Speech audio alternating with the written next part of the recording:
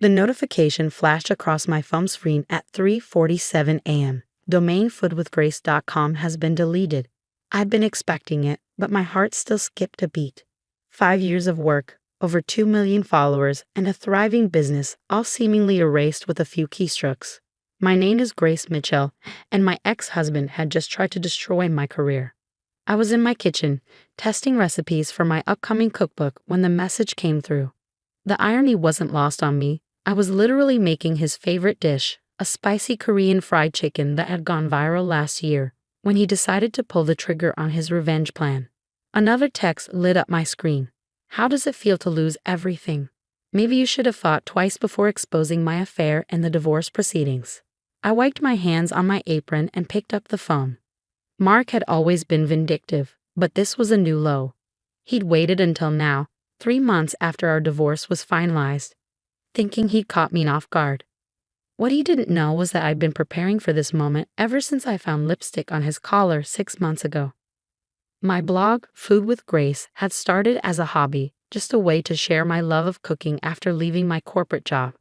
But it had grown into something beyond my wildest dreams. My recipes were featured in major magazines, I had a cookbook deal with a top publisher, and brands were constantly reaching out for collaborations. Mark had hated it at first, telling me I was wasting my time. Nobody makes real money from blogs, he'd said dismissively. Then the checks started coming in, bigger than his salary as a middle manager. Suddenly, he was very interested in our business. I made him an administrator on the site, a decision I'd regretted the moment I caught him with his assistant in our bed. The divorce had been ugly, with him threatening to make me pay for ruining his reputation. I'd known then that he'd try to hurt me through the blog. So I planned accordingly. Another text. Your followers are already noticing. Check Twitter. I did. #FoodWithGrace was trending, with concerned followers wondering why the site was down. My inbox was flooding with messages from worried fans and panicked brand partners. Time to put my plan into action. I opened my laptop and clicked on a folder labeled Recipes to Test. Inside was another folder, Backup Plan. With a few clicks, I initiated the restoration process I'd set up months ago. While that ran in the background, I called Sophie, my best friend and tech guru extraordinaire. It's happening, I said when she answered, despite the early hour. That bastard finally did it. She sounded fully awake, starting the countermeasures now. Sophie had helped me prepare for this, setting up multiple backups and a shadow site that could go live within hours. We documented everything, every change Mark made to the site, every attempt to access the backend, every threatening email he'd sent. How long? I asked, watching the progress bar on my screen. 2 hours to restore everything. Another hour to redirect the domain. By breakfast time, Food with Grace will be back, bigger and better than ever. I smiled, thinking of the surprise waiting for Mark. And the other thing. Already in motion, the lawyers have everything they need. While my site was being restored, I pulled up the document I'd been compiling for months. Screenshots of Mark's threats, records of his attempts to sabotage my business, evidence of his affair. Everything that proved this was a calculated attack. My phone buzzed again. This time it was Diana, my publisher. Grace, what's happening? The site is temporarily down. I cut in smoothly. Technical difficulties. It'll be back up in a few hours. Are you sure? Because we have the cookbook promotion. Diana, I said firmly, trust me. Everything is under control. After reassuring her, I posted a quick message to my social media accounts. Dear followers, Food with Grace is experiencing some technical issues. Don't worry, we'll be back soon with some exciting changes. In the meantime, who's hungry for some Korean fried chicken? I attached a photo of the dish I'd just finished, perfectly crispy, glazed with a sauce that had taken me years to perfect. The responses were immediate. Can't wait for the site to be back. That chicken looks amazing. We trust you, Grace. Mark's next text came an hour later. Trying to do damage control? It's too late? Everything's gone. Recipes, photos, subscriber list, everything. I typed back, thanks for the heads up, making chicken. Want the recipe? His response was immediate. Are you insane? Your career is over. Is it? Better check the site in about an hour. I could almost feel his confusion through the phone. He thought he'd destroyed me, But he'd forgotten something crucial about who I was, who I'd always been. Before I was a food blogger, I was a project manager for a Fortune 500 company. I specialized in risk assessment and contingency planning. Mark used to make fun of my obsessive attention to detail, my need to have backup plans for my backup plans. Those same skills had saved my business. While the site restoration continued, I made a few more calls.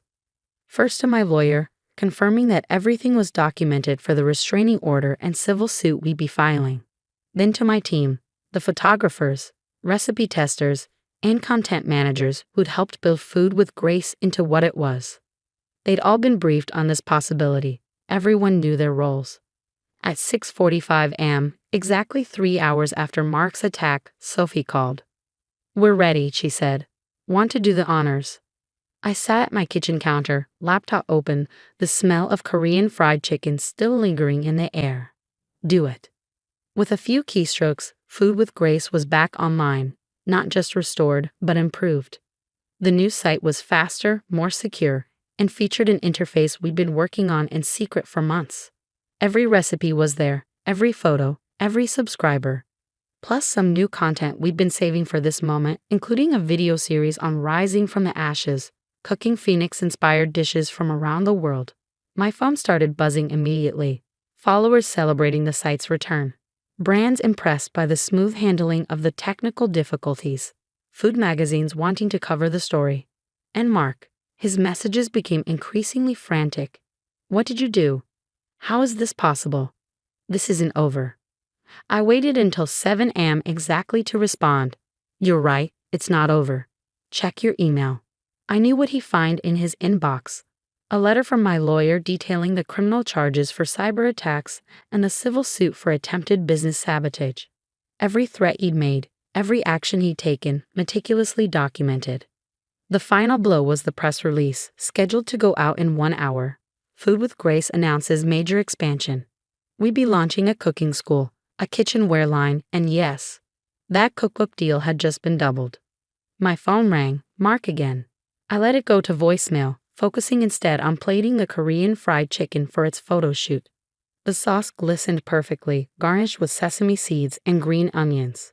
Sophie arrived just as I was finishing the styling. "Want to hear something funny?" she asked, setting up her camera. His attempt to delete the site actually triggered our security protocol. We now have evidence of exactly how he did it. Timestamps, IP addresses, everything. I adjusted a piece of chicken slightly. He never did understand that destroying something doesn't make you powerful. Building does. Speaking of building, Sophie grinned. "Wait until he sees what else we've been working on." She was referring to our biggest project yet, one we kept completely under wraps. While Mark had been plotting to destroy Food with Grace, we've been developing an entire digital cooking platform. The attack on my site would now serve as the perfect launch publicity. As Sophie photographed the chicken, I checked the site metrics. Traffic was already higher than usual, with thousands of supportive comments pouring in. My followers weren't just staying, they were rallying around me. Another text from Mark. "You think you're so clever. This isn't the end." I finally replied, "You're right, it's a beginning. By the way, the chicken recipe you loved so much, I've improved it. But don't worry, you can find it on the site. It's under Sweet Revenge." The next few days passed in a whirlwind of activity. While Mark seethed and sent increasingly desperate threats, Food with Grace was experiencing unprecedented growth.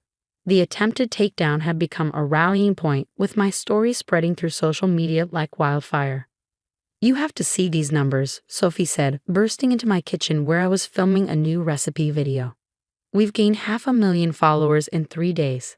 I kept my focus on the camera as I demonstrated the perfect way to fold dumplings. "How's the engagement?" "Off the charts. That Rising from the Ashes series, people are obsessed. The Phoenix metaphor is really resonating." Of course it was. Everyone loves a comeback story, especially one involving food and revenge served with style.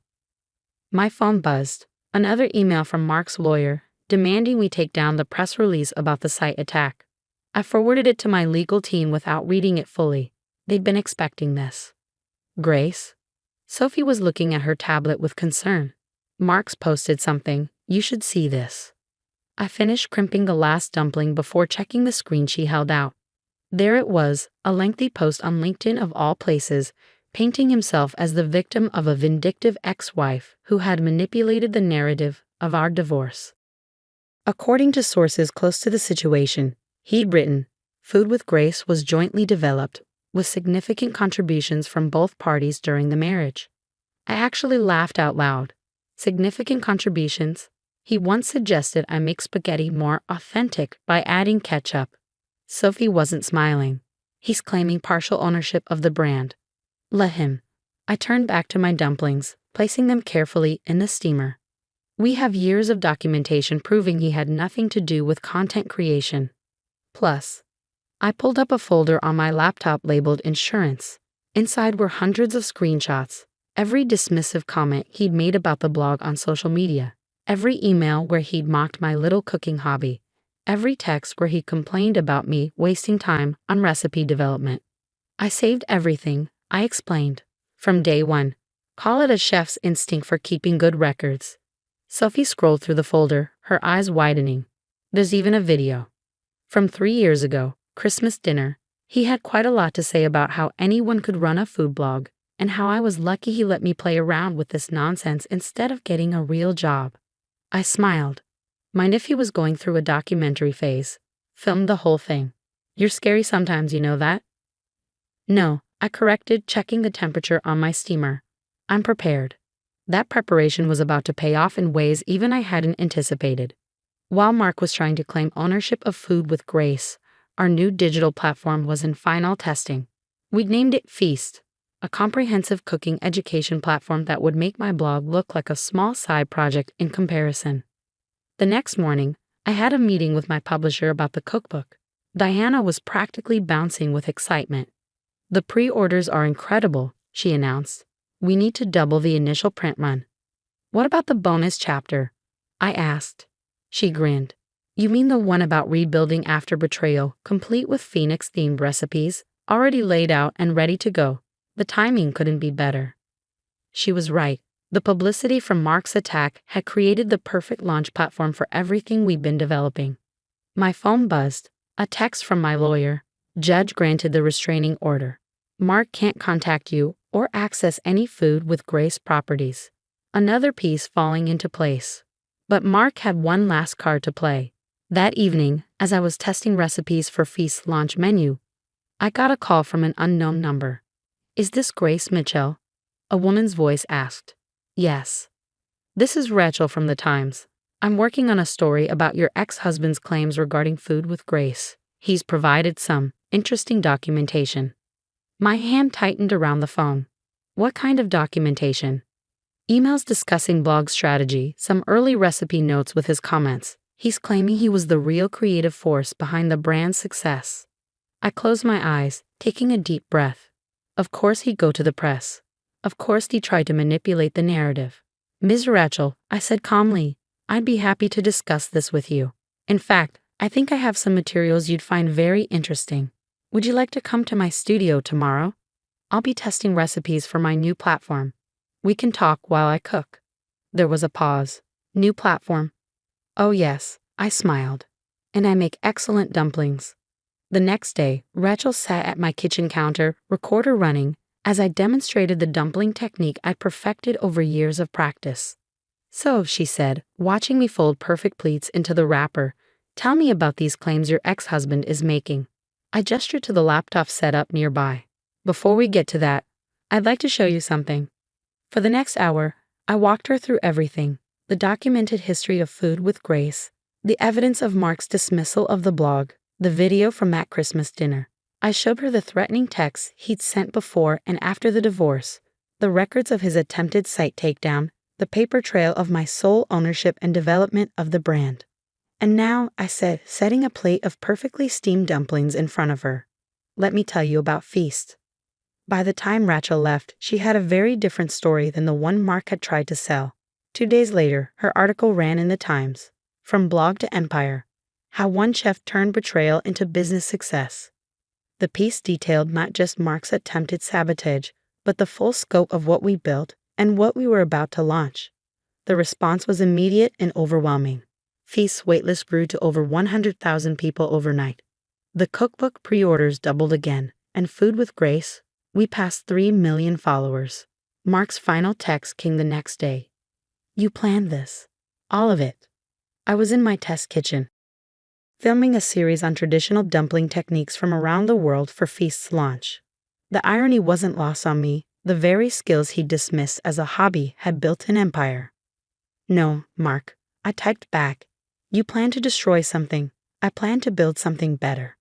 Then I blocked his number and turned back to my dumplings.